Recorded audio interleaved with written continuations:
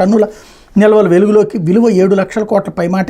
చైనాలో భారీ స్థాయిలో బంగారు నిల్వలు బయటపడ్డాయి. సెంట్రల్ హునాన్ ప్రావిన్స్లో వాంగు గోల్డ్ ఫీల్డ్లో జరిగిన తవ్వకాల్లో వీటిని గుర్తించారు. ఇక్కడ ఏకంగా 1000 టన్నులకు పైగా పసిడి లోహం ఉన్నట్టు శాస్త్రవేత్తలు అంచనా వేస్తున్నారు. ఒకే చోట ఈ స్థాయిలో నిల్వలను గుర్తించడం ప్రపంచంలో ఇదే తొలిసారి.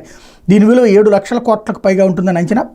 ప్రపంచ గోల్డ్ మార్కెట్ డ్రాగన్ శాసించే రోజులు రాబోతున్నాయని నిపుణులు చెప్తున్నారు అన్నట్టు వార్తను హైలైట్ చేశారు. అయితే బాధ్యత మరిచి ఎదురుదాడా, ప్రభుత్వంలో కొనసాగుతున్న విమర్శల డ్రామాలు, అధికారంలోకి వచ్చి 6 నెలలైన జగన్ పైన కూటమి నేతల నేపం, బాబు డైరెక్షన్లో ఊరూరా పచ్చ నేతలకు బెల్ట్ షాపులు, ఇప్పుడు బెల్ట్ తెస్తామంటూ బాబు బేరాలు, మిల్లర్లకు సీఎంఆర్ బిల్లుల చెల్లింపులో కమిషన్ల దందా నుంచి ప్రజల దృష్టి మళ్లించడానికే కాకినాడ కేంద్రంగా బియ్యం డ్రామా, వాలంటీర్లపై వేటు వేసి ఇంటి వద్దకే పౌర సేవలంటూ సీఎం చంద్రబాబు ప్రకటనలు, విద్యుత్ ఛార్జీలు తగ్గిస్తామంటూ హామీ ఇచ్చి 6 నెలలు తిరగకుండా జనం ఎత్తిన 15,485 కోట్ల భారం, రైతుకు మద్దతు లేదు, వర్షాలకు ధాన్యం తడిచి దయనీయ పరిస్థితి, అప్పులపై పూటకో మాట నోటికొచ్చిన లెక్కలు అన్నటువంటి వార్తని హైలైట్ చేశారు. యావత్ అధికార యంత్రాంగం వారిదే, 6 నెలలుగా ప్రభుత్వం నడుపుతుంది వాళ్లే, అధికారంలో కొనసాగుతున్న ప్రజాప్రతినిధులు వారే, మళ్ళీ విమర్శలు చేసేది వారే, ప్రభుత్వంలో కొనసాగుతూ వైఫల్యాలకు బాధ్యత వహించాల్సిన వారే, బాధ్యత రాహిత్యంగా ప్రశ్నలు వేస్తుంటారు, తప్పులు చేసేది వారే, తప్పించుకుని తిరిగేది వారే, రాష్ట్రంలో డైవర్షన్ రాజకీయాలతో రక్తి కట్టిస్తున్న కూటమి నేతలు అన్నటువంటి వార్తను హైలైట్ చేశారు.